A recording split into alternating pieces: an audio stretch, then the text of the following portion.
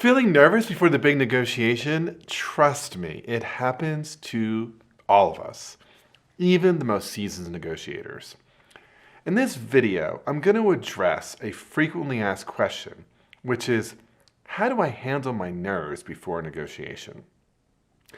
By the end, you'll know how to keep those nerves in check and ensure you step into your negotiation with calm, composure, and confidence.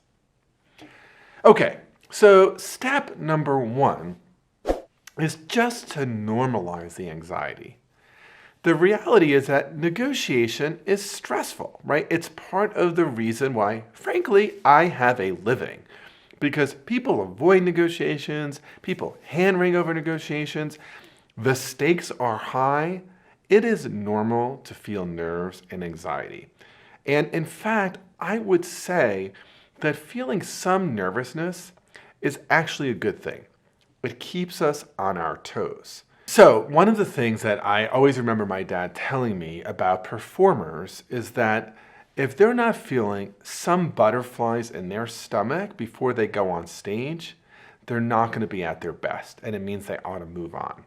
And I think that is absolutely true. I can tell you, as somebody who teaches or somebody who is on the public stage a lot, that right before a class begins or right before I get on the stage, I feel nervous. I feel some anxiety.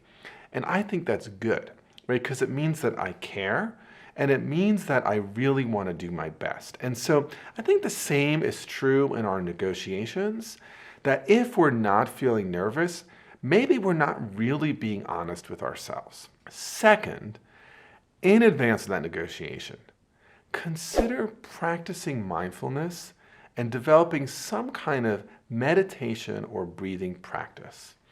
So in the literature on negotiation and mediation, there is actually a lot that has been done on what is called mindfulness.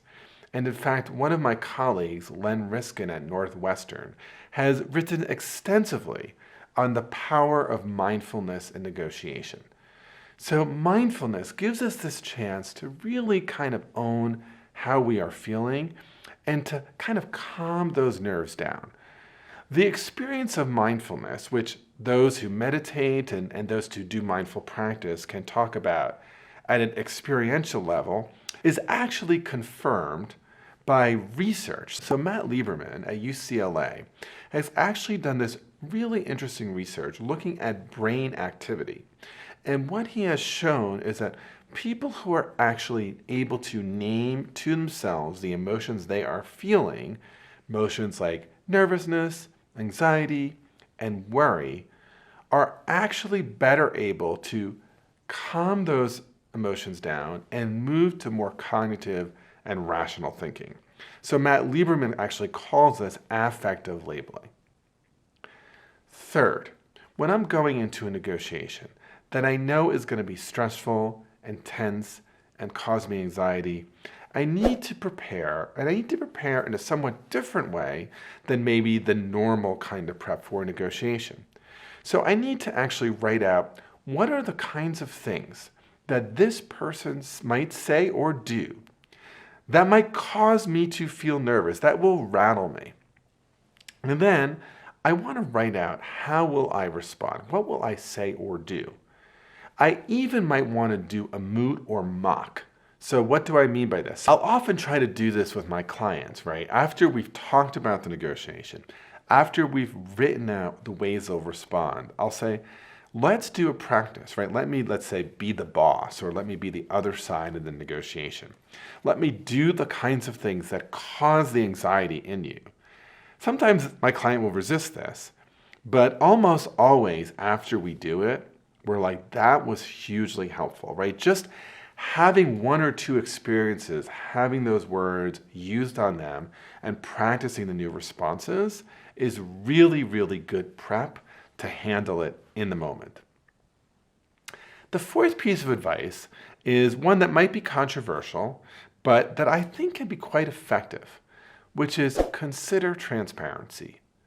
So what do I mean by that? Well, actually, sometimes if we're feeling really nervous in a negotiation, a way to handle it is just to actually, in a moment, say it to the other side.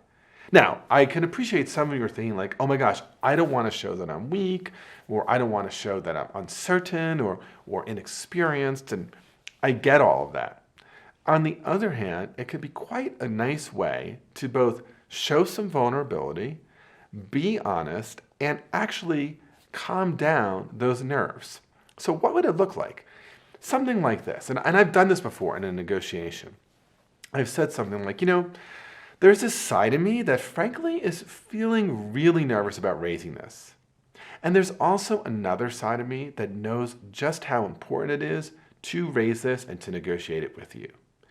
And when I put both of those things out there, they are quite firm and confident, and it almost raises my own confidence on the importance of the thing that I'm negotiating, as opposed to just putting the second piece out there and not saying the nerves and then feeling the nerves inside. The last thing I want to do is have what I call an escape hatch, some way of getting out of this interaction that doesn't look weak, that doesn't show that I'm somehow falling apart, but that allows me to leave gracefully. And so sometimes if I know it's going to be a really stressful negotiation, I build the escape hatch in at the beginning of the negotiation. So I might say something like, I know we're going to be talking about a lot of really tough issues today, issues that are important to both of us. I want to say before we get started that I've made a commitment to myself that I'm not going to make any firm decisions today, that I'm going to want to really make this as productive a time as possible, get back to you in a timely way, but then I'm going to at least take the evening, or I'm going to at least take the weekend, or 48 hours, right? Whatever it is. It gives me this opportunity to leave without in any way looking weak or rash or like I'm falling apart. So, when it comes to dealing with nerves in negotiation, welcome to the world of negotiation.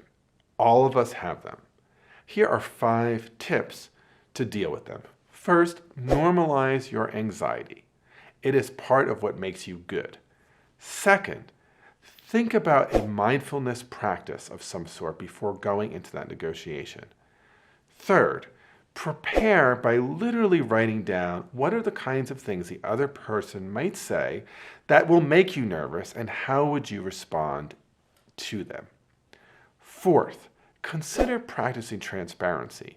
Instead of trying to hide your nervousness, just say, yeah, there's a side of me that feels nervous here and a side of me that's feeling pretty good about what I'm asking for. And lastly, build into the process an easy escape hatch, a way to get out of the interaction that gives you a chance to recollect yourself without looking weak or giving in.